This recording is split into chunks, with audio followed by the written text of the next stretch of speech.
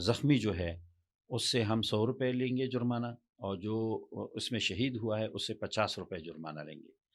یہ زخمی پر اس لیے زیادہ جرمانہ تھا کہ یہ مرا کیوں نہیں، اس پہ گولی ضائع ہوئی ہے۔ تو وہ کہہ رہے تھے کہ میں نے اپنے ہاتھوں سے ایک قبر میں 6 بچوں کو دفن کیا تھا، مجھے تو آرڈر گورنر جنرل نے دیا تھا۔ گورنر جنرل کون تھا؟ جناح سے قائد اعظم محمد قائد علی اعظم جناح محمد کے، علی، اس نے کہا کہ اس نے مجھے آرڈر دیا تھا کہ ان کو ختم کرو، اور یہ جو 611 لوگ مرے جناح کے کہنے یہ پہ ان کے مرے، کہنے پہ مرے۔ اس میں جو ہندو اور سکھ تھے، خدائی خدمتگار خدائی خدمتگار جو کانگریس کے ٹکٹ پہ منتخب ہوتے، ان کو بگایا گیا کہاں؟ ہندوستان۔ مہر چند کھنہ جیسے لوگوں کو، ایشور سنگھ اور مہر چند کھنہ، ان کو بگایا گیا، ان کے گھروں پہ ریڈ کیا گیا، ان کو کہا گیا کہ آپ کی عزت یہاں محفوظ نہیں ہے، آپ۔ ہم ایک ڈیبیٹ کرتے ہیں ہمیشہ سے کہ پاکستان میں کوئی بھی وزیر اعظم 5 سال پورے نہیں کرتا، اور یہ جو چیزیں ہیں یہ ابھی بھی شروع ہوئے ہیں۔ زیادہ لوگوں کو تو یہ لگتا ہے کہ 2018 سے پہلے تو سب کچھ بہت ڈفرینٹ تھا، اب بہت ڈفرینٹ ہو گیا۔ تو ہم جو ہے اس پوڈ کاسٹ میں اس چیز کو تھوڑا ڈائسیکٹ کریں گے کہ یہ جو فاشزم کا جو ایک بنیاد ہے وہ from the day first Pakistan میں بویا گیا تھا، اور وہ آج جو ہے نا گرو کر گیا ہے۔ آپ کو پتہ ہے کہ جب ملک بنا تو اس وقت 1946 میں جو انتخابات ہوئے تھے تو خیبر پختونخوا میں وہ خدائی خدمتگار یا کانگریس یا باچا خان کی جو پارٹی تھی وہ جیتی تھی، اور ان کے بھائی ڈاکٹر خان صاحب جو تھے وہ چیف منسٹر تھے، وزیر اعلیٰ تھے۔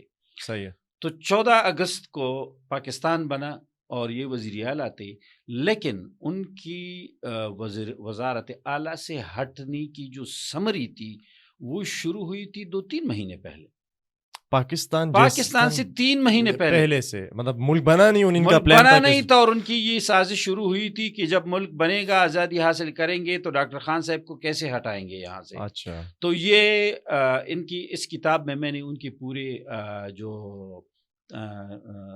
وہ ہے خطوط ان کا ذکر کیا ہے کہ جو وائسرائے کو لکھی گئی ہیں، جو جناح صاحب نے لکھی ہیں، جو لیاقت علی خان نے لکھی ہیں، صحیح ہے۔ یہ سب اس میں موجود ہے۔ تو جب یہ ڈیسائیڈ ہوا کہ بھائی پاکستان بن گیا، اب کیا ہوگا، تو وہ 50 کی اسمبلی میں 33 ممبران کی اکثریت تھی ان کی، ڈاکٹر خان صاحب کی 33، 50 کی اسمبلی میں 33 ممبران 2/3 ہو گیا تقریباً، بالکل 2/3 تھا۔ تو اس میں ہوا کیا کہ اب اگر آپ کسی حکومت کو ہٹاتے ہیں تو اس کے لیے کوئی جواز تلاش کرتے ہیں، vote of no confidence, vote of no confidence number 1 option یہ تھا کہ یہ ووٹ آف نو کانفیڈنس لاتے، وہ ان سے نہیں ہو رہا تھا کیونکہ 2/3 میجورٹی تھی، میجورٹی تھی۔ دوسرا کیا تھا، دوسرا یہ تھا کہ یہ گورنر راج لگاتے تھے۔ اچھا، وہ آئین ہی تھا نا، آئین میں لکھا ہوا تھا کہ اگر آپ حکومت سے مطمئن نہیں ہے تو وفاقی حکومت گورنر راج لگا سکتی ہے۔ صحیح ہے۔ اچھا، گورنر راج یہ اس لیے نہیں لگانا چاہتے تھے کہ وہ انگریز تھا گورنر، اور اس نے ان کی بے دخلی کی یا ان کو ہٹانے کی سمری پہ دستخط نہیں کیا تھا۔ اچھا، لہٰذا وہ جو کننگم تھا، جارج کننگم، اس کی فکر تھی کہ اگر یہ گورنر بن گیا تو یہ تو پھر اور بھی خراب ہو جائے گا۔ اچھا، تو لہٰذا انہوں نے کیا کیا، انہوں نے 6 ممبران اسمبلی کو جیل میں بند کر دیا، کوئی بھی مقدمہ لے کے، یہ ابھی سے نہیں ہے، خدائی خدمتگار کے جو 33 میں سے 33 میں سے 6 ممبران، اور اس میں میں آپ کو بتاؤں کہ اس میں ایک ممبر جو تھے وہ جیل میں ہی وفات پا گئے، قاضی عطا اللہ، جو کہ اس سے پہلے منسٹر تھے ایجوکیشن کے، ان کو گرفتار کر لیا گیا اور پھر جیل کے اندر سلو پوائزن دیا گیا، اور سلو پوائزن نے جب اثرات شروع کیے تو اس کو میو اسپتال لے گیا، اور میو اسپتال میں وہ جان کی بازی ہار گیا۔ اچھا، تو یہ دیکھیں کہ 6 ممبران وہ گرفتار ہو گئے، اریسٹ ہو گئے، 5 کو انہوں نے رشوت دے کر میونسپل کمیٹیوں کا چیئرمین بنایا، وفاداریاں تبدیل کروائی گئیں۔ اچھا، صحیح ہے۔ اور اس کے بعد جب یہ 11 چلے گئے تو اسمبلی میں سے 22 رہ گئے، اب ان کے دوبارہ 17 ہیں، پھر بھی لوگ پھر بھی اکثریت ہے۔ تو لہٰذا دوبارہ پھر ایسا کیا کہ مزید لوگوں کو گرفتار کیا گیا۔ اچھا، اور اتنے لوگوں کو گرفتار کیا کہ اس وقت تقریباً 12 لوگ گرفتار تھے۔ تو پھر جا کے اور اسمبلی کا اجلاس کب بلایا، تو 17 اگست کو، 14 اگست کو پاکستان بنا، 17 اگست کو انہوں نے ریکویزیشن دی، 22 اگست کو حکومت ختم کر دی، صرف گورنر جنرل کے ایک آرڈر سے۔ کہ گورنر جنرل کہتا ہے کہ یہ حکومت ختم کرتے ہیں. اب خود حکومت ختم کرنے کے بعد اسی نوٹیفیکیشن میں لکھا ہوا ہے کہ ڈاکٹر قیوم خان جو ہے اس کو چیف منسٹر نامینیٹ. تو جب آپ حکومت ہی نہیں مانتے تو اب چیف منسٹر کیسے لگا سکتے ہیں؟ یہ بہت. اور گورنر جنرل کون تھے بائی دا وے؟ جارج کننگھم. اچھا. تو لہٰذا یہاں کیا ہوا کہ 12 لوگوں کو گرفتار کر کے، ممبران کو گرفتار کر کے، 5 کی وفاداریاں تبدیل کر کے. اچھا اس میں ایک اور بھی بات تھی، اس میں جو ہندو اور سکھ تھے، خدائی خدمتگار جو کانگریس کے ٹکٹ پہ منتخب ہوتے، ان کو بگایا گیا. کہاں؟ ہندوستان. مہر چند کھنہ جیسے لوگوں کو، ایشور سنگھ اور مہر چند کھنہ، ان کو بگایا گیا، ان کے گھروں پہ ریڈ کیا گیا، ان کو کہا گیا کہ آپ کی عزت یہاں محفوظ نہیں ہے، آپ فوراً ہندوستان چلے جاؤ، کیونکہ پاکستان تو بن گیا تھا، تو لہٰذا وہ چلے گئے. ایسا ہوا کہ 12 جون کو باچا خان جا رہے تھے جنوبی اضلاع کے دورہ پر، اور ان کے ساتھ 3 ساتھی اور بھی تھے. تو ٹیرئی کے مقام پر ان کو گرفتار کیا گیا کوہاٹ میں.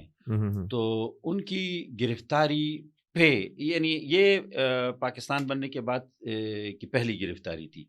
اس سے پہلے جو گرفتاریاں ہوتی، باچا خان 17 مرتبہ گرفتار ہوتے انگریزوں کے دور میں. اچھا، انگریزوں. لیکن وہ گرفتاری میں وہ جو ایف آئی آر تھا اس میں لگا دیتے تھے کہ آپ کے خلاف یہ چارجز ہے. اچھا. وہ چارجز میں باچا خان کو کہا جاتا کہ آپ اگر ضمانت دینا چاہتے ہیں تو آپ اس میں ضمانت لے سکتے ہیں. باچا خان کہتے تھے کہ میں ضمانت اس لیے نہیں دیتا کہ میں اگر ضمانت دے دوں گا تو میرے پاس تو ہے 10,000 روپے کہ میں ضمانت دے دوں گا، لیکن جو میرا خدائی خدمتگار ہے اس کے پاس تو 10,000 روپے نہیں ہے.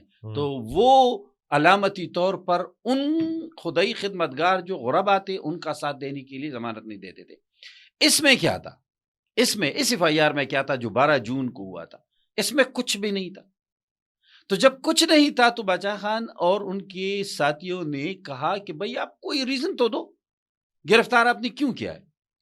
گرفتاری کے لیے جب ایف آئی آر نہ ہوا تو 1 مہینہ، یہ 12 جون کو واقع ہوا، اور پھر اس کے فوراً بعد جولائی میں رمضان المبارک کا مہینہ تھا. تو خدائی خدمتگار نے ایک میٹنگ بلائی اور انہوں نے کہا کہ بھئی چونکہ رمضان آ رہا ہے، لوگوں کو مزید ہم نہیں ڈالتے امتحان میں، تو رمضان کے بعد ہم اس کے خلاف ایک پرامن احتجاجی جلوس نکالیں گے. اور وہ جو جلوس ہوگا وہ بابڑا کے مقام پر ہوگا، اور میاں فصیح باچا کے گھر سے، حجرے سے سب آپ اکٹھے ہوں گے، وہاں سے نکلے گا اور یہاں تک آئے گا. 1 کلومیٹر کا بیچ میں پیدل راستہ ہے. اس راستے میں کوئی سرکاری اسپتال نہیں ہے، کوئی سرکاری اسکول نہیں ہے، کوئی سرکاری ادارہ نہیں ہے. یہ سڑک جو ہے یہ بھی سرکاری نہیں ہے. ادھر آ کر تو غازی گل بابا مسجد کے ساتھ اس کا مین جلسہ ہوگا، اختتام ہوگا اور ہم احتجاج کریں گے. یہ پلان تھا. اب جب اچھا اس سے پہلے راستے بند کیے گئے.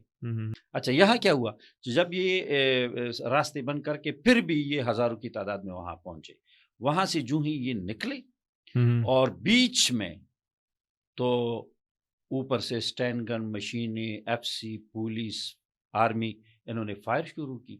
اور فائر کرنے کے بعد کوئی 611 اس میں خدائی خدمتگار 611 خدائی خدمتگار اس دن شہید ہوئے تھے. اور ان 611 خدائی خدمتگاروں میں خواتین بھی تھیں. اس کتاب میں نے پوری لسٹ ڈالی ہوئی ہے. اس میں اس کے لیے جتنی میں مجھے محنت کرنا پڑی، اور یہ لسٹ جہاں سے ایک ایک شہید کی ویریفیکیشن میں نے کی، بڑی 7.5 سال لگے اس پہ. تو اس کتاب میں سب موجود ہے، ہم خود سے نہیں کہہ رہے ہیں ساری چیزیں. سب موجود ہے، اور 7.5 سال لگے مجھے اس لسٹ کو ویریفائی کرنے میں. اچھا. تو 611 اس میں خواتین بھی تھی، بچے بھی تھے. بلکہ میں آپ کو ایک دلچسپ واقعہ بتاؤں جو مجھے سلطان کاکا ایک خدائی خدمتگار تھے، انہوں نے مجھے یہ خود سٹوری سنائی تھی کہ جب یہ انہوں نے فیصلہ کیا کہ زخمی جو ہے اس سے ہم 100 روپے لیں گے جرمانہ، اور جو اس میں شہید ہوا ہے اس سے 50 روپے جرمانہ لیں گے. یہ زخمی پر اس لیے زیادہ جرمانہ تھا کہ یہ مرا کیوں نہیں، اس پہ گولی ضائع ہوئی ہے. تو لہٰذا اس کے ان گولیوں کے مبلغ 38,000 روپیہ وہ ان کے ورثاء سے وصول کیا گیا. تو وہ کہہ رہے تھے کہ میں نے اپنے ہاتھوں سے ایک قبر میں 6 بچوں کو دفن کیا تھا. تو اس کو میں نے کہا کہ کیوں؟ کہ وہ کہہ رہے تھے کہ جب ہم نے سارے پیسے اکٹھا کیے تو وہ سب 50 بن گئے، تو ہمارے پاس شو کرنے کے لیے ایک قبر کے پیسے تھے. لہٰذا وہ ہم نے تمام 6 بچوں کو ایک قبر میں دفن کر دیا. قبروں کے حساب سے تھا. تو وہ قبر اس قبر کے حساب سے ہم نے 50 روپے جرمانہ دیا.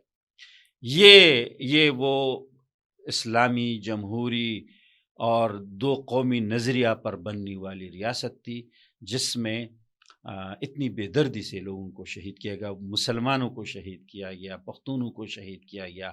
ان لوگوں کی یہ قربانی جمہوریت کے لیے تھی, اپنے حقوق کے لیے تھی.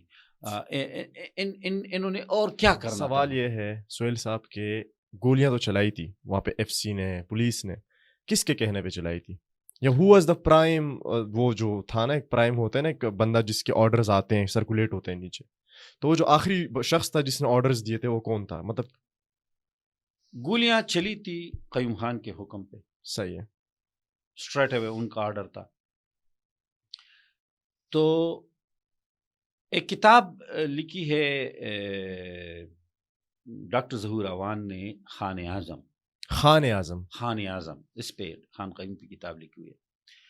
اس میں انہوں نے لکھا ہوا ہے کہ اس واقعہ کے کچھ 8 یا 10 سال بعد اسلام آباد ایئرپورٹ پہ خان قیوم کا ایک MLA سے ملاقات ہوئی. یہ جا رہے تھے, وہ آ رہے تھے, تو انہوں نے ان کو گلہ کیا کہ دیکھو آپ نے تاریخ میں بہت بدنام آدمی کے طور پر اپنا نام لکھوا لیا ہے, آپ نے جو ہے نا اتنا بڑا گناہ کر دیا ہے, 600 لوگوں کو شہید کیا ہے. تو اس نے جواب میں کہا کہ میں کون ہوتا ہوں آرڈر دینے والا, مجھے تو آرڈر گورنر جنرل نے دیا. گورنر جنرل کون تھا؟ جناح سے, قائد اعظم محمد علی جناح کے. اس نے کہا کہ اس نے مجھے آرڈر دیا تھا کہ ان کو ختم کرو. اور یہ جو 611 لوگ مرے جناح کے کہنے یہ پہ ان مرے, کے کہنے پہ مرے تھے. تو انہوں نے کہا کہ میں کون ہوتا ہوں, میں تو وزیر اعلیٰ تھا, اور ان کے کہنے پہ, ان کے آرڈر پہ وزیر اعلیٰ بنا تھا, اور شاید اسی لیے وزیر اعلیٰ بنایا گیا. تو یہ اس کتاب میں لکھا ہے جو آپ بتا رہے ہیں, ظہور عوان کی کتاب میں. خان اعظم کتاب ہے, اتنی بڑی کتاب ہے 700 صفحات کی, تو اس میں یہ ذکر ہے, موجود ہے.